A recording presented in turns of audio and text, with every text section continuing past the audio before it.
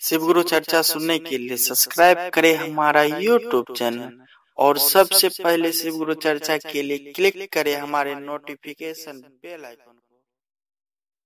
हे शिव, आप मेरे गुरु हैं, मैं आपका शिष्य हूँ, मुझ शिष्य पर दया कर दीजिए। इस मूक संवाद को प्रतिदिन बारंबार संप्रेषित किया जाए। कुछ लोग कहते हैं शिव दया शिष्य भाव के साथ ही मांगने पर गुरु दया करेंगे।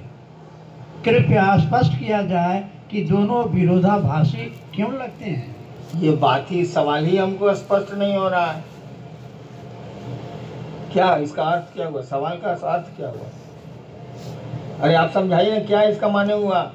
एक पक्ष कह रहा है कि गुरु से दया मांगिए, प्रतिदिन संप्रेषित कीजिए। दूसरा व्यक्ति कह रहा है कि जब तक आप भाव से नहीं मांगिएगा आपको दया नहीं मिलेगी। इतना ही बात ना है। सुन लिया ना, एगो साधु जी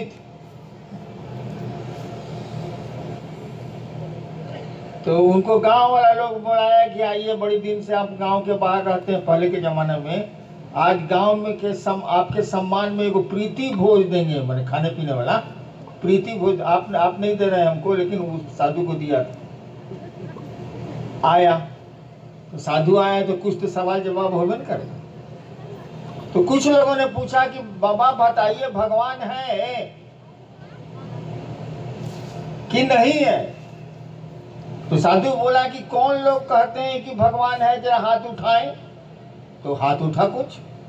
कौन लोग कहते हैं कि भगवान नहीं है, वो लोग हाथ उठाए।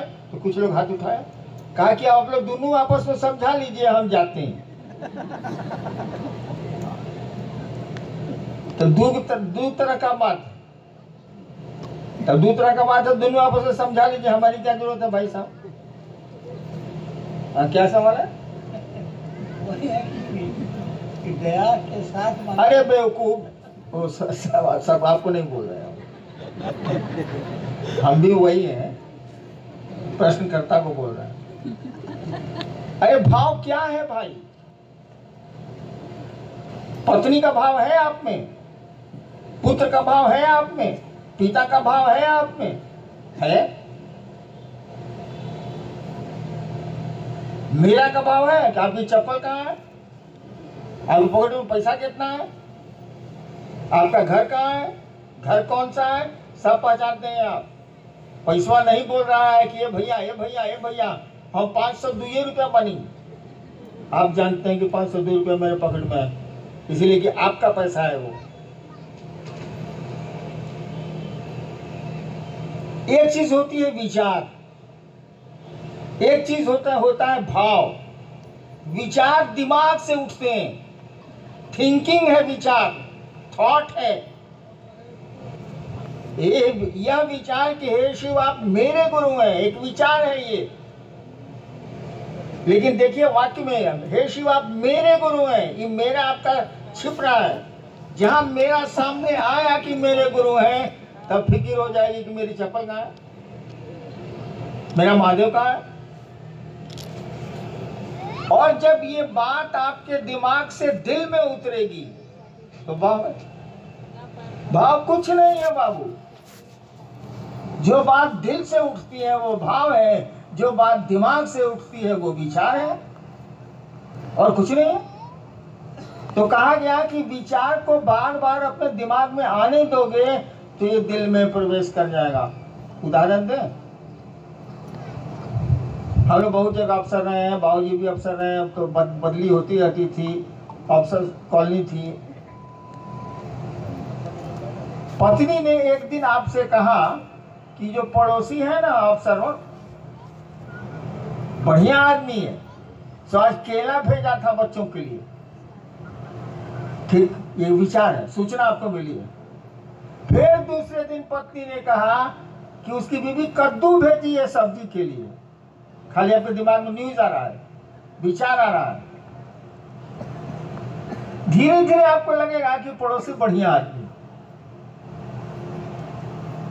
एक दिन आपकी पत्नी ने कहा कि देखिए ना उसको बुखार लग गया है उनके बचवा को, तो आप कहेगा चलो दिखाते हैं। देखिए अब दिमाग से बात दिल में आने लगी, उसके बच्चे को देखने आप जाने लगे। इसका उल्टा देखिए, आपका बच्चा फूल तोड़ने पड़ोसी के यहाँ गया, डांट दिया पड़ोसी ने, आके आपको बोला कि मम्मी मम्मी मम्मी हमको डांट दिया, फूल तोड़ने गए थे। ठीक, एक सूचना आपको मिली, एक विचार आपके दिमाग में घुसा, फिर दूसरे दिन ऐसा ही कुछ हुआ, फिर तीसरे दिन ऐसा ही कुछ हुआ। 5 दिन के बाद आपको मालूम हुआ कि वो स्कूटर से जा रहा था, उलट गई स्कूटर, टांग टूट गया। आपने कहा ठीक हुआ साले, ठीक हुआ साले। देखिए अब दिमाग से, अखबार का न्यूज नहीं है ये, अखबार में रोज एक्सीडेंट होता रहता है, आप कहाँ कुछ सोचते हैं। यानी आपके दिल में बात आ गई, अब ये दुश्मनी का भाव पैदा हो रहा है। वहां दोस्ती का भाव पैदा हो रहा था, यहाँ दुश्मनी का भाव पैदा हो रहा है। तो भाव कुछ नहीं है, जो बात दिल से उठती है वो भाव है। शिव मेरे गुरु हैं, ये बात अगर दिल से उठती है तो ये भाव है, अगर दिमाग से उठती है तो ये विचार है। जब तक भाव में नहीं जाएगी ये बात, कहा ही जाता है कि आध्यात्म की किसी भी गाड़ी का पेट्रोल भाव होता। शास्त्र हमारे कहते ही हैं, भावेन लभते देवता भावेन देव दर्शनम। शास्त्र कहते हैं भारत के कि भाव से देवता मिलते हैं, भाव से देवताओं का दर्शन होता है। तो आध्यात्म की कोई गाड़ी का पेट्रोल भाव ही है, विचार नहीं। शिव मेरे गुरु हैं, ये विचार रिजल्ट नहीं देगा, लेकिन जब मन में बैठ जाएगी बात तो शिव मेरे गुरु हैं, मेरा गुरु है, वो रिजल्ट आने लगेगा। नेक्स्ट जी, ये जिज्ञासा नहीं है, एक निवेदन है। मध्य प्रदेश से रीवा से भाई अशोक, आप लिखना है कि आज 3 साल से रीवा वो सिद्धि जिला में महादेव का काम हम लोग कर रहे हैं। एक तरफ से शिव को गुरु मान रहे हैं और एक तरफ से लोग छोड़ रहे हैं। हम लोग आशीर्वाद लेने आए हैं कि रीवा व सिद्धि में महादेव का काम बढ़े। साहब आशीर्वाद। देखो बाबू, एक तरफ से लोग मान रहे हैं, एक तरफ से छोड़ रहे हैं। मैं महादेव का काम 40 साल से कर रहा हूं, महादेव कराना है, हम काल करेंगे। कितने आए कितने गए। अंग्रेजी में एक कविता है, men may come and may go, men may go, लोग आते हैं जाते हैं, but I go on forever, मैं जाता हूं तो हमेशा के लिए जाता हूं। तो किसकी चिंता करोगे, कौन आया कौन गया। महादेव की दया जिस पर हुई वो रहेगा। है लोग कि नहीं मेरे साथ। मैं इनका विद्यार्थी था कॉलेज का 67 में, यही मंडा जी पढ़ रहे हैं जिज्ञासा। इनको मैं जबरदस्ती, उस समय शिव गुरु नहीं थे मेरे, जबरदस्ती एक दिन श्मशान ले जाता था और दूसरे दिन कब्रिस्तान ले जाता था, 1 साल कंटिन्यूअस। जबकि मेरे प्रोफेसर लेक्चरर थे, मैं विद्यार्थी था इनका फर्स्ट ईयर का। इनको मैं ही पकड़ के ले जाता, चलिए मसान। तो जिसको टिकना है वो टिकते ही है, जिसको नहीं टिकना है उसको कितना टिकाओगे। हाँ, महादेव से दया जरूर मांगो कि सभी टिके, सभी रह जाएं, कोई छूटे नहीं, कोई टूटे नहीं। कोशिश तो हम लोग यही होनी चाहिए। करो, आगे बढ़ो। नेक्स्ट भाई मनोज सिंह है सूरत से। क्या शिव को गुरु बनाने के उपरांत भी पारंपरिक गुरु दीक्षा लेना आवश्यक है?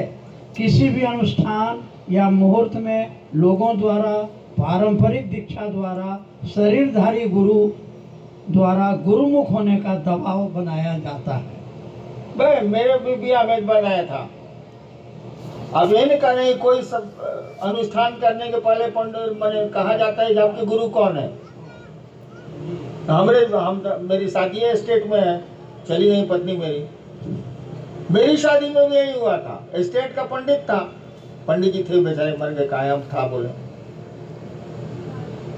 बोले आपके गुरु बउआ जी कौन है?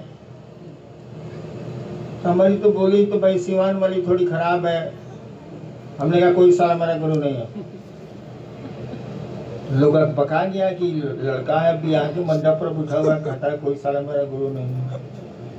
तो मेरी पत्नी से पूछा, उसमें पत्नी हुई नहीं थी, वो होने वाली थी 1-2 घंटे के बाद। पत्नी से पूछा कि आपके गुरु कौन है? बोले कोई नहीं। तो पंडित जी बोले कि चलिए शिव को गुरु मान लीजिए। हम कहा मैं नहीं मानूंगा। पत्नी ने कहा हम मान लेंगे। इसलिए बाद में कहती थी कि आपसे हम सीनियर हैं। हम कहा तुम ब्याह करने के लालच में मानी हो, हम लालच में नहीं मानते। हाँ, कहा हम बिना गुरु के ब्याह कर लिया, तुम इसी की चिंता में पड़े हो जी। बस इससे बड़ा कोई अनुष्ठान होता है ब्याह से ज्यादा बड़ा? मस्ती करो। कहोगे शिव मेरे गुरु है, दीक्षा की क्या जरूरत है? गुरु की यही दीक्षा होती है। दीक्षा का मानी समझते हो यार? चलिए जी, एक कई लोगों की ये जिज्ञासा है